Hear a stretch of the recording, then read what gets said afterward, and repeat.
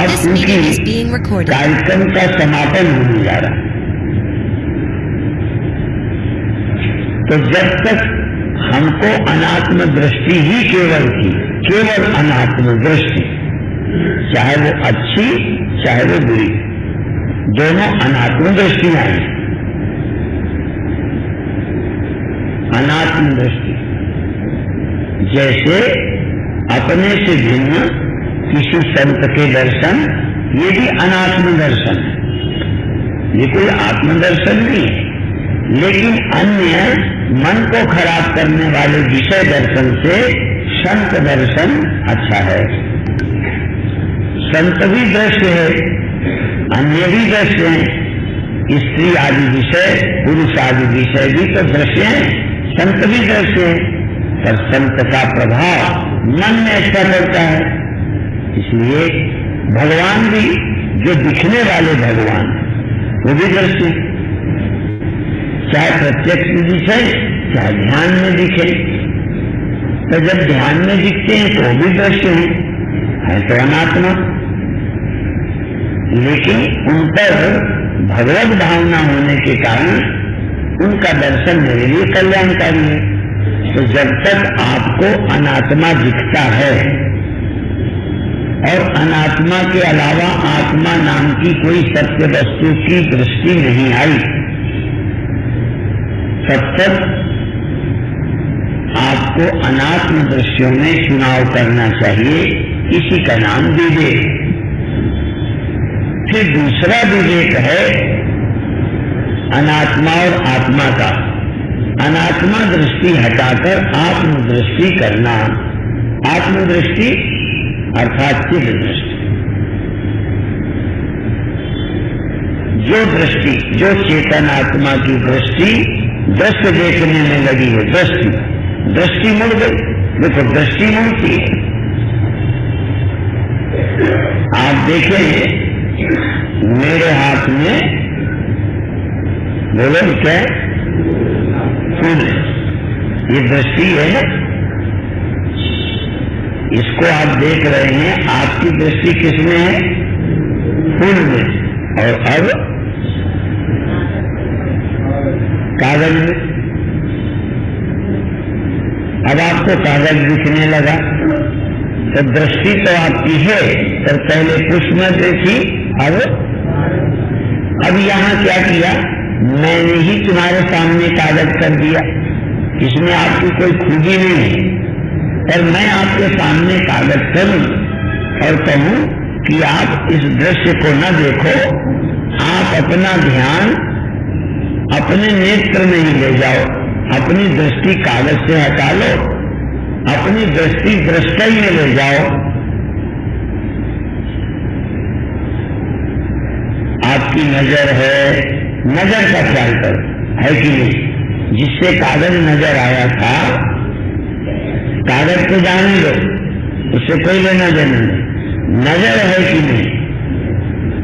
जरा 1 मिनट नजर का ख्याल करो, कितनी बड़ी है, कितनी चौड़ी है, किस रंग की है, सफेद है कि लाल है, और नजर है या है नहीं? जरा बिना नजारे की नजर ढूंढो, है कि?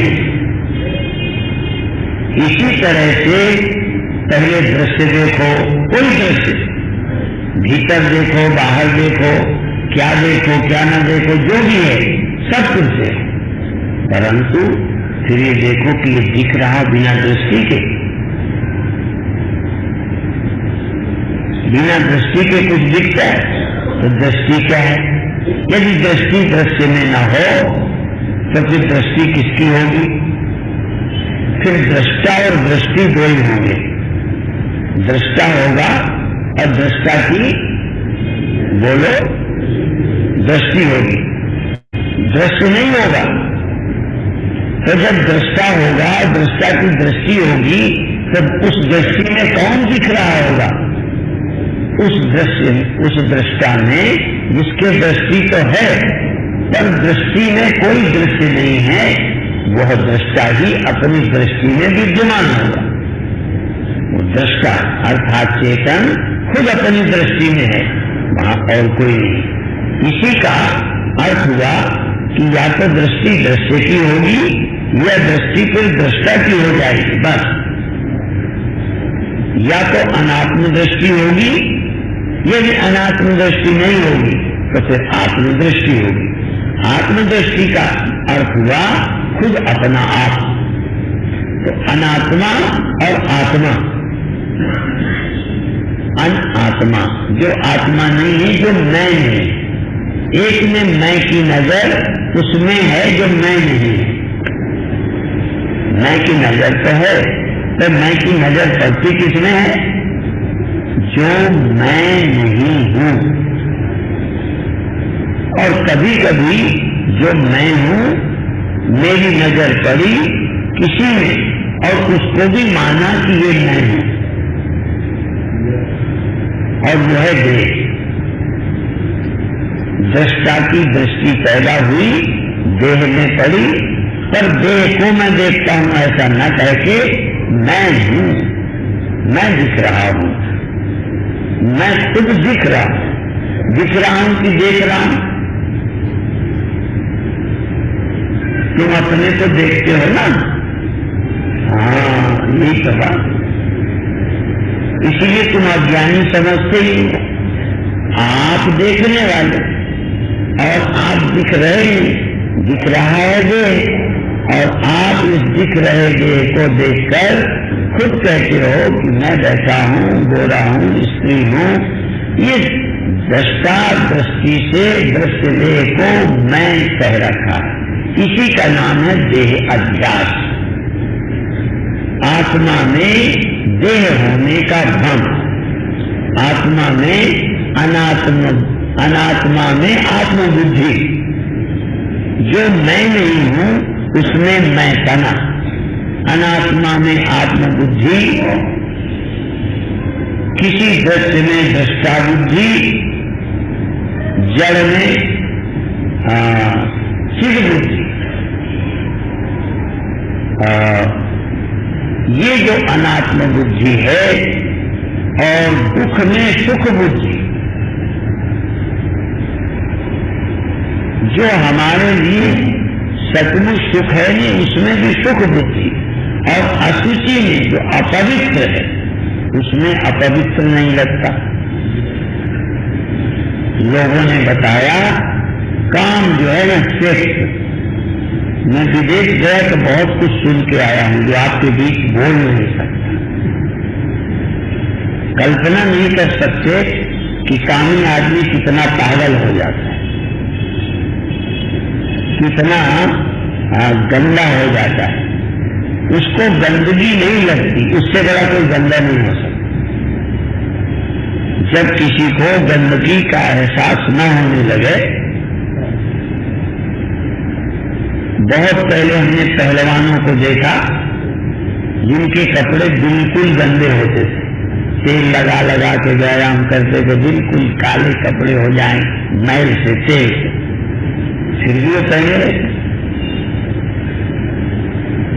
बहुत गंदे आदमी को गंदगी लगनी बंद हो जाती। ऐसे कामी आदमी को कुछ गंदा नहीं लगता, सब पवित्र लगता है। मैं नाम नहीं दूंगा, और हो सकता है लौट के लोग भी ऐसी फिल्मों से वंचित न हो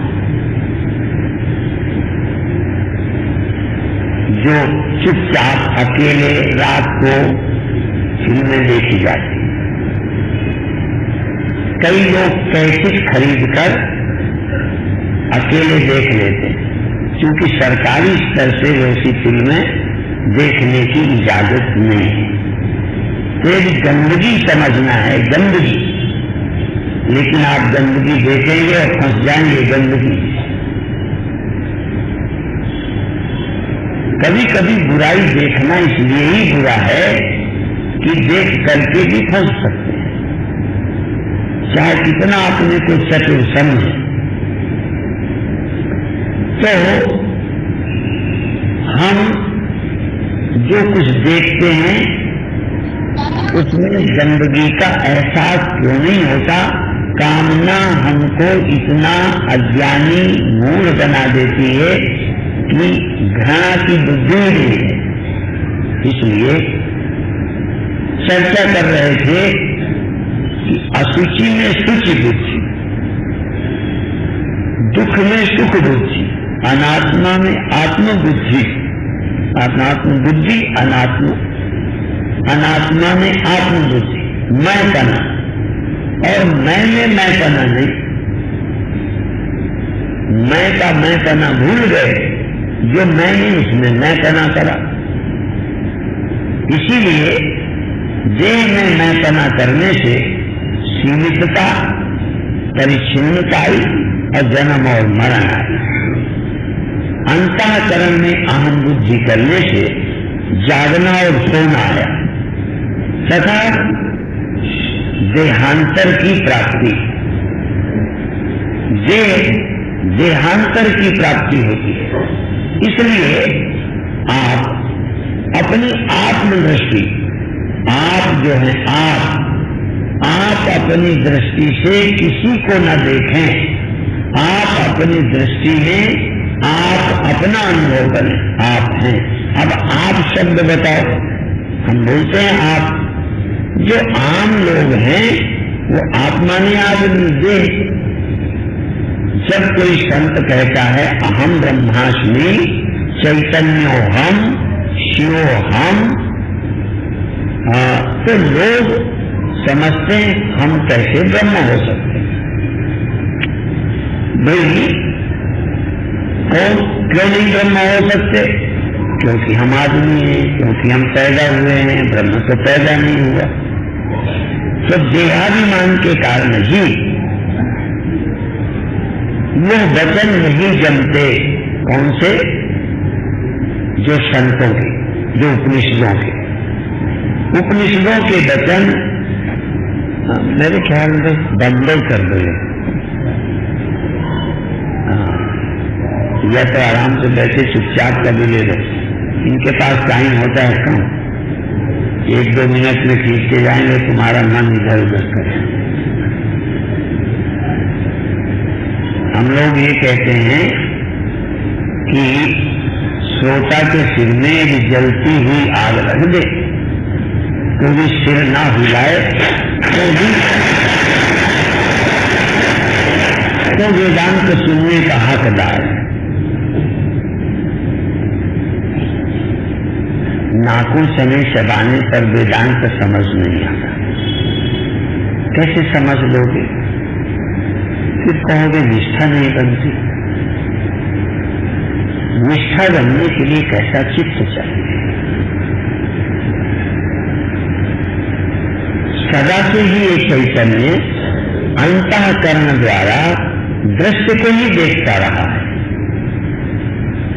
जगत का ही ज्ञान करता रहा है, चाहे जागृत में या चाहे स्वप्न में। इतना जगत का देह का अभ्यास बैठा है कि स्वप्न भी जगत से ही देखता है। स्वप्न माने क्या? स्वप्न क्या कोई नई चीज है? जैसे कोई श्रावण के महीने में अंधा हो जाए तो 12 मास, जून का महीना आ गया,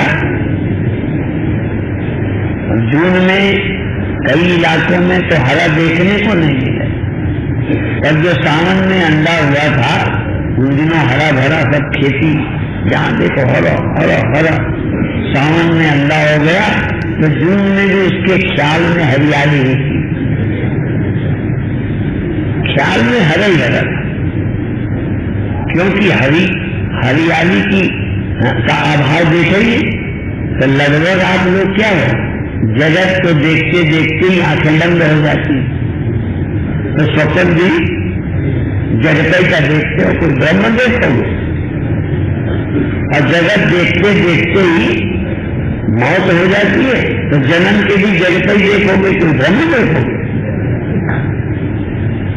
जिसने कभी भी ब्रह्म का अनुभव नहीं किया उसको ब्रह्मानुभव की तमीज ही नहीं। ब्रह्मानुभव कोई जालों में थोड़ी फरता है। तो आप अपनी इंद्रियों को रोक कर पहले जो आंखों से देखता है वो कैसा है, आंखों से जो दिखता है नहीं, आंखों से जो देखता है, जरा उसके विषय में सोचो। जो आंख से देखता है वो कितना बड़ा है, जो कान से सुनता है वो कैसा है, जो त्वचा से छूता है वो कैसा है, जो नाक से सूंघता है वो कैसा है, जो स्वाद लेता है रसना से, जो स्वाद का अनुभव करता है वो कैसा है, और जो मन जाता है वो कैसा है, और जो मन को जानता है वो कैसा है, और जो मन को जानता है वो क्या है, वो कौन है।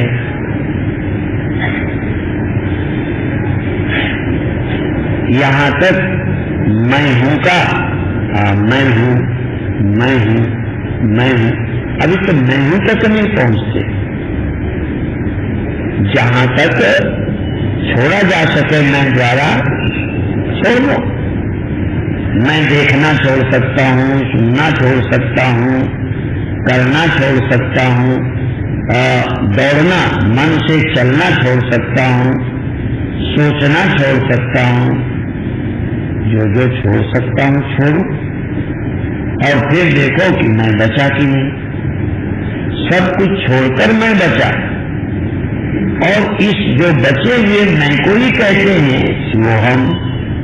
वो कहे, वो चेतन कहेगा शिवोहम, चेतन कहेगा मैं ब्रह्म हूं, चेतन कहेगा मैं साक्षी हूं, चेतन कहेगा मैं पैदा नहीं होता। अब तुम अभी देह का अध्यास टूटा नहीं, कहा जाएगा तुम ब्रह्म हो, तो तुम जब सुनोगे तो देह और चेतन मिलकर एक बने बैठे हो, तो तुम सोचते हो हम ब्रह्म कैसे हो सकते हैं। ब्रह्म तो अजन्मा होता है, ब्रह्म तो अविनाशी होता है, ब्रह्म तो चेतन होता है, हम तो मर जाने वाले हैं। और आगे जाओ, हम तो सो जाते हैं, जगते हैं, ब्रह्म तो कभी सोता ही नहीं है। तो देखो जैसे देह दिखता है ऐसे ही अंतःकरण भी ज्ञान का विषय बनता है। अंतःकरण, अंतःकरण जाना जाता है, अंतःकरण साक्षी भाष्य है, ज्ञान का विषय है। कब कहाँ गया, मन में क्या ख्याल आया, काम क्रोध लोभ भय ईर्षा द्वेष पैदा होते हैं, मालूम पड़ते हैं। ये तो मालूम पड़ते हैं, जिसको मालूम पड़ते हैं वो कौन है। यहां तक आप बिना गुरु के भी जा सकते हैं, यहां तक थोड़ा सा पढ़ लो तो आप साक्षी कर जा सकते हैं, दृष्टा तक अनुभव कर सकते हैं, देह नहीं हूं ये समझ सकते हैं, पर अभी मैं ब्रह्मा हूं ये तो समझना अभी बाकी रहेगा। चेतन हूं समझ में आ जाएगा, दृष्टा हूं समझ में आ जाएगा, दृष्टा हूं ये भूल जाता हूं ये भी समझ आ जाएगा। अब देखो फिर एक व्यक्ति पहले से ही अपने को देह जानता था, दृश्य देखता रहा, दृश्य में ही तादाद में किए रहा, अनादि काल बीत गए। अनादि छोड़ दो, इस जन्म के बचपन से अभी तक के दिन दृश्य को ही मैं मानने में, दृश्य देखने में ही समय बीता। मैं दृष्टा हूं ये अनुभव करने में समय नहीं दिया, ये अनुभव नहीं किया। तो देखो पहले सदा से देह हूं, दृश्य को देखता रहा, मैं दृष्टा हूं ये नहीं देखा। अब हमने ये देखा कि मैं चेतन दृष्टा हूं, लेकिन अब जब भी भूल जाता हूं तो फिर दृश्य देखने में उलझ जाता हूं। दृश्य देखने की आदत पड़ी।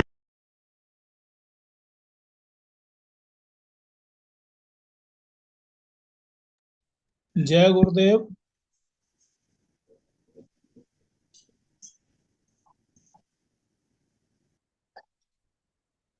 आज का गुरुदेव का प्रवचन बहुत ही गंभीर है और पूरा प्रवचन ही दृष्टा, दृश्य और दर्शन इसी से संबंधित है। और गुरुदेव ने आज देहाध्यास की भी इसमें परिभाषा का जिक्र किया कि दृष्टा जो है असली वो दृष्टि से जब इस देह दृश्य जो देह है उसको मैं करके देख लेता है, मैं जान लाता है, इसी का नाम देहाध्यास। मैं विस्तृत चर्चा के लिए अपनी विदुषी बहन वरिष्ठ श्रीमती संतोष पंडिताधर को आमंत्रित कर रहा हूं कि वो अपनी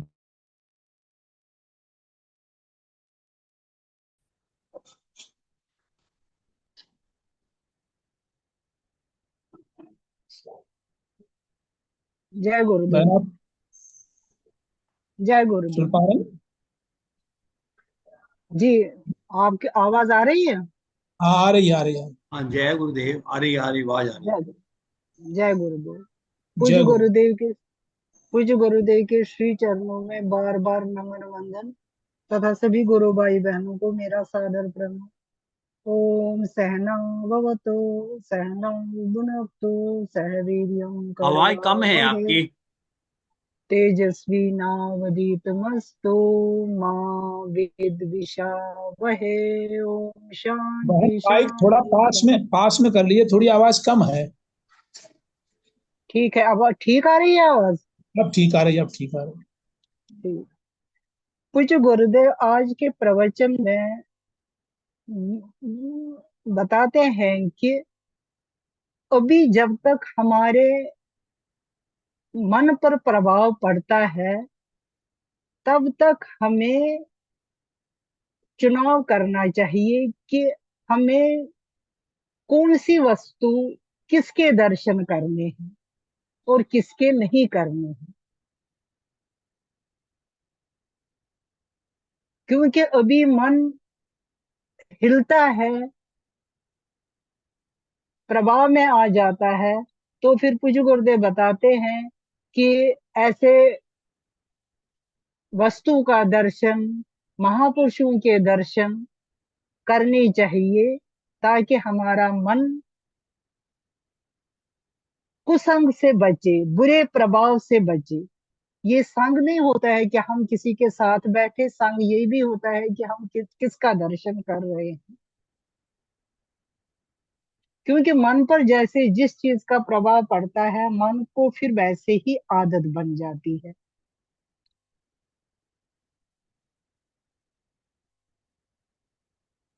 इससे ऊपर ये उनके लिए है कि जिनको मन पर प्रभाव पड़ता है। अब इससे ऊपर के जो साधक है जिनको मन पर इतना प्रभाव नहीं पड़ता है, उनका क्या है, उनको चुनाव नहीं करना है कि हमें कोई चीज अच्छी देखनी है या कोई बुरी चीज देखनी है। उनको समदृष्टि करना है। क्योंकि पूज्य गुरुदेव बताते हैं कि समदृष्टि से आत्म दृष्टि आती है और आत्म दृष्टि से ही फिर समदृष्टि आती है, समभाव आ जाता है।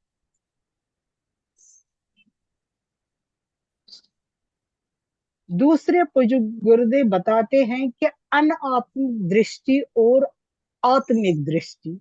जैसे अनात्मिक दृष्टि वही है कि हम उसमें सिर्फ देखते हैं, दर्शन करते हैं, हमें वहां आत्मा पर अपना या जो चेतन है उस पर अपना अभी ध्यान नहीं जाता है। हम सिर्फ दर्शन करते हैं, उसको अनात्मिक दृष्टि करते हैं। कि ऐसे में भी पूज्य गुरुदेव बताते हैं कि हमें वही दर्शन, उन्हीं मंदिर जाना चाहिए, भगवान के दर्शन करने हैं, महापुरुषों के दर्शन करने चाहिए जब तक हमारी अनात्मिक दृष्टि है। अब इससे भी दूसरा है आत्मिक दृष्टि। कुछ को तो बताते हैं कि अनात्मिक, जब तक हमारी दृष्टि अनात्मिक है तो फिर उसमें भी हमारा चुनाव होना चाहिए कि हमें अनात्मिक में भी कहाँ दर्शन करनी चाहिए। इसके ऊपर है आत्मिक दृष्टि। जो चेतन आत्मा की दृष्टि दृश्य देने में लगी है, जैसे पूज्य गुरुदेव बताते हैं कि मेरे हाथ में अभी फूल है, आपकी दृष्टि फूल में है, फिर कागज दिखाते हैं, फिर आपकी दृष्टि कागज में है।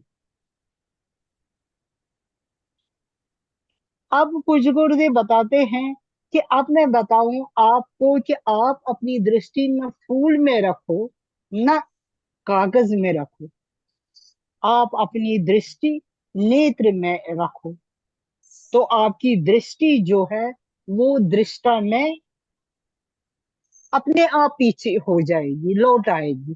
जैसे पूज्य गुरुदेव टॉर्च का उदाहरण देते हैं।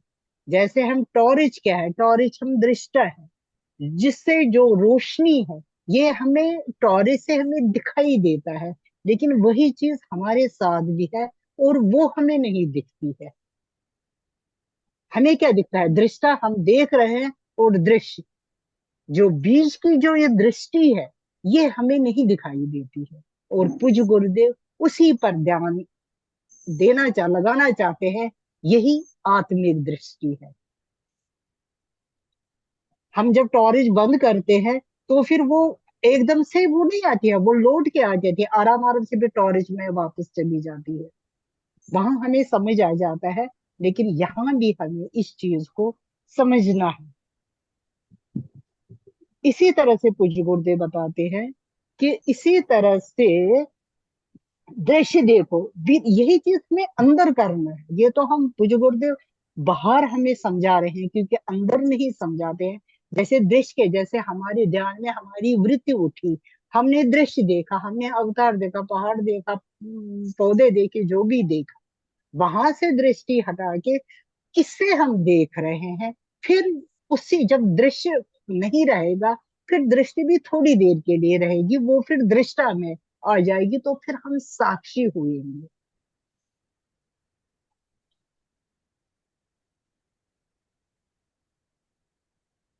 उस दृष्टि में खुद चेतन है और कोई नहीं है। अगर दृश्य नहीं है, हमारा ध्यान दृश्य दृष्टि में है, तो फिर वो चेतन है, खुद चेतन है।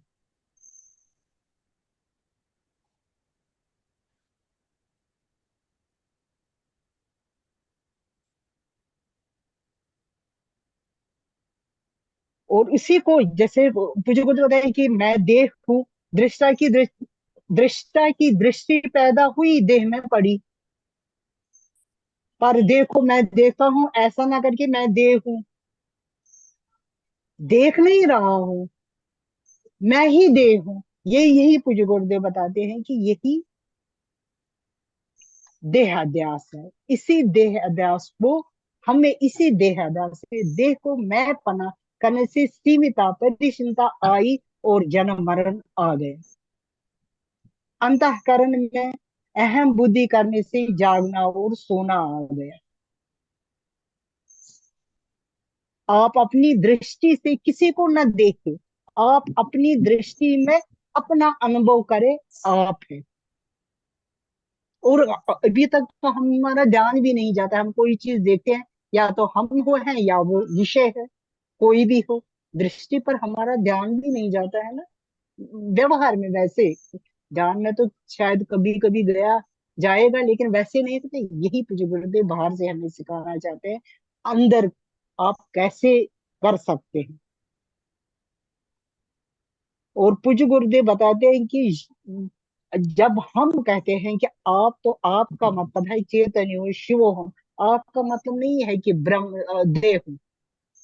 और वेदांत के अधिकारी पूज्य गुरुदेव बताते हैं, जैसे कि सोते के सिर में यदि जल्दी हुई आग भी रहे तो सिर ना हिले, ऐसे वेदांत सुनने के अधिकारी है। और नाखून चबाने पर वेदांत समझ नहीं आ जाता, मतलब ऊपर ऊपर से सुनने में। और हमें वेदांत श्रवण मन, हमें जरूरी इस पर मनन करना है और लगाना है, तभी ये समझ समझ आ जाती है। निष्ठा के लिए निर्मल चित्त चाहिए, एकाग्रता चाहिए। सदा से ही पूज्य गुरुदेव बताते हैं, सदा से ही चेतन अंतःकरण द्वारा दृश्य को ही देखता रहता है, जगत का ज्ञान ही करता है, चाहे जागृत में है या जो सपन में है। इतना देह अभ्यास बैठा है, सपन ही जगत जगत का देखता है। पूज्य गुरुदेव उदाहरण से देते हैं, अगर किसी की आंखें बंद हो गई श्रावण के महीने में, जब हरियाली होती है, और जब जून के महीने में जब उसकी आंखें खुल जाएगी, तो फिर वो उसका वही हरियाली ध्यान में रह जाएगी। इसका अर्थात क्या है? अर्थात हम जो है, हम ख्यालों में जीते हैं, हम प्रेजेंट में वर्तमान में नहीं जीते। हमारा ख्याल था कि तब हरियाली थी, और जब ये जागे तब भी हरियाली है। जागने पर क्या है ये इसका हमें ध्यान ही नहीं पता। वही तो जो जैसे बता था आपको, जगत को देखते देखते आंखें बंद हो जाती है, सपन में भी जगत को ही देखते हैं, कोई ब्रह्म थोड़ी भी देते हैं, और जगत देखते देखते ही मौत हो जाती है।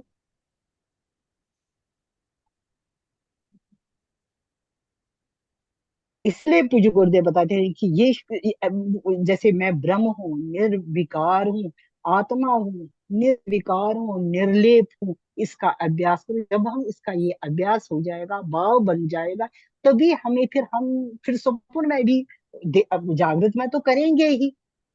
फिर हमारा ये भाव सपन में भी आ जाएगा।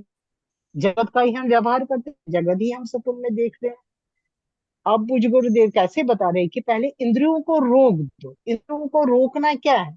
आंख से देख, आंख से दिखता है, जिससे दिखता है वो कैसा है, इस पर हमारा ध्यान जाए। हम सुनते हैं, हम जिससे सुनते हैं वो कान से नहीं, इंद्रियों को त्यागना है।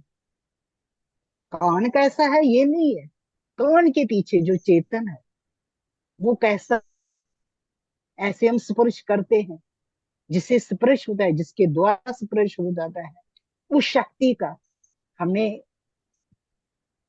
तो ये भाव करना, पैदा कर कि वो कैसा है। ऐसे ही मन जिसे हम अनुभव करते हैं कि वो कैसा है। कुछ गुरुदेव बताते हैं कि मैं हूँ, अभी तो आप वहां नहीं पहुंच सकते हो जो आप छोड़ सकते हैं।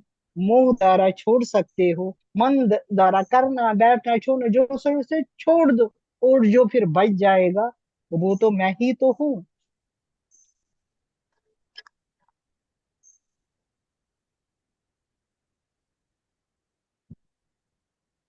आगे पूज्य गुरुदेव बता दें कि अंतःकरण जाना जाता है। अंतःकरण साक्षी भाष्य है। मन में क्या ख्याल आया, कहाँ गया, कौन कौन किसके द्वारा राग देश मालूम पड़ता है। पूज्य गुरुदेव बता दें यहाँ तक आप खुद भी कर सकते हैं, दृष्टा हो सकते हैं, साक्षी हो सकते हो, लेकिन मैं ब्रह्म हूँ ये समझ लिए तो गुरु कृपा से ही होगा।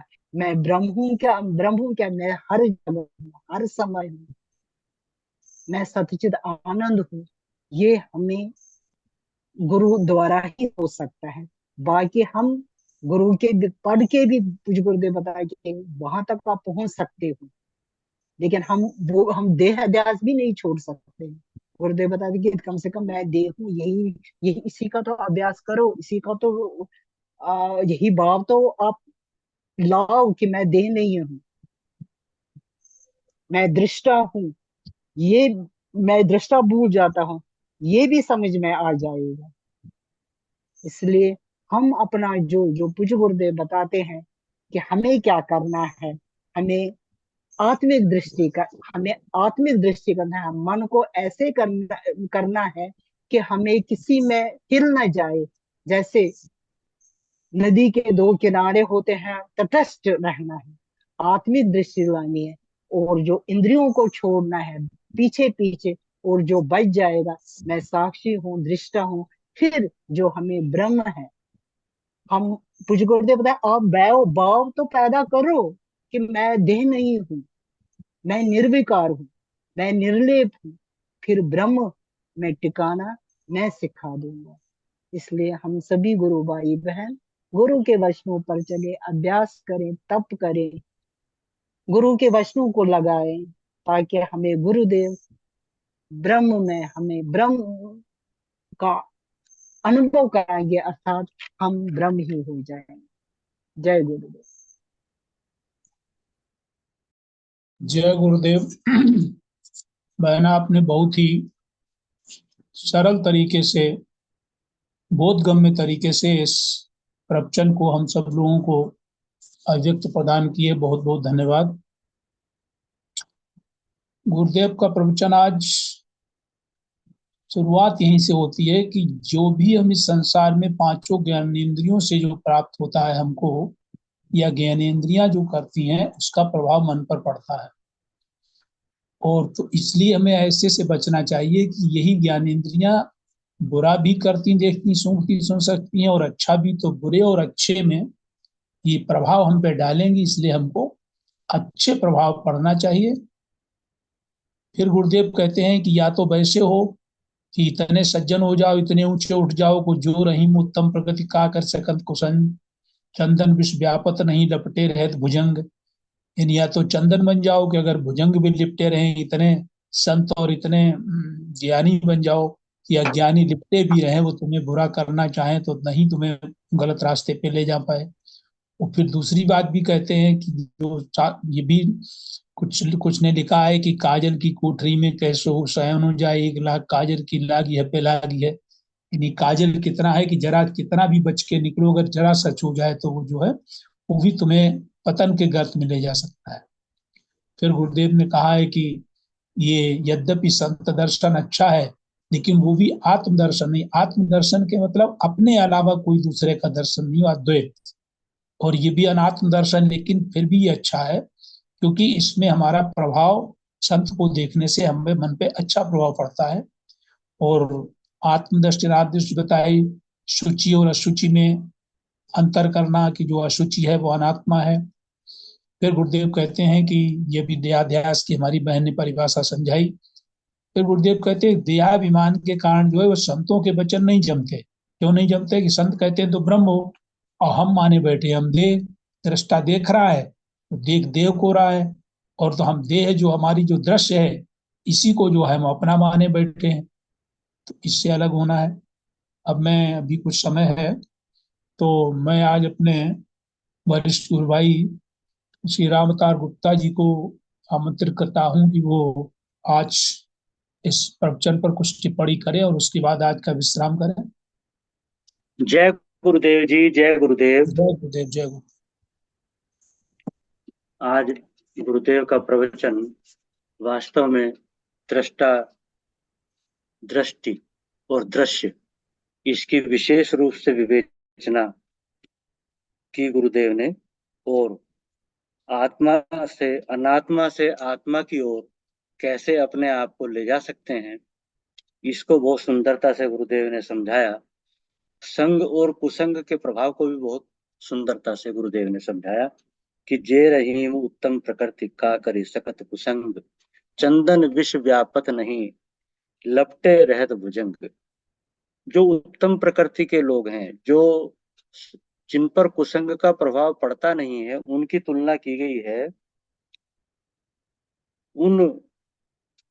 उस चंदन के वृक्ष से जिस पर सर्प लिपटे रहते हैं, लेकिन उसको कोई विष नहीं चढ़ता है, वो पवित्र और सुगंधित बना रहता है।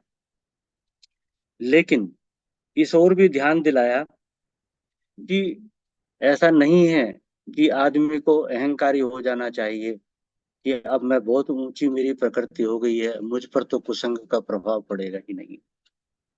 काजल की कोठरी में कैसे हूँ सयान हो जाए, एक रेख काजल की लागी है पे लागी है। ये कर्म की कोठरी है संसार। यहाँ ऐसा संभव नहीं है कि हम चाहें कि चाहे जैसे कुसंग में हम रहें और हम पर उसका प्रभाव न पड़े। बचकर रहना, कुसंग से दूर रहना ही श्रेयस्कर है, उसी में लाभ है, जब तक सिद्धि की अवस्था ना आ जाए। यहाँ तक कि जो बहुत ऊंची अवस्था को पहुंचे हुए हैं, उन्हें भी कुसंग से बचने की सलाह दी जाती है। दूसरा जो वेदांत का आज उत्तम ज्ञान गुरुदेव ने दिया कि दृष्टि के 2 स्वभाव हैं, या तो वो दृश्य की ओर रहेगी, यानी अनात्मा की ओर रहेगी, जिसको कहा गया है जो दिसे सो सकल विनाशी, जो दिखता है वो सब नाशवान, उसकी ओर रहेगी। और उसी की ओर रहने का अध्यास हो गया है, अभ्यास हो गया है, देहाध्यास के कारण वो पक्का हो गया है। लेकिन यदि उधर से दृष्टि को हटाकर हम दृष्टि को दृष्टि तक ही सीमित रखना चाहेंगे, तो दृष्टि स्वयं तक सीमित न रहकर दृष्टा की ओर ही मुड़ जाएगी, और दृष्टा की ओर मुड़कर अपने हैं? दिखा देगी कि आप कौन, आपको अपना ही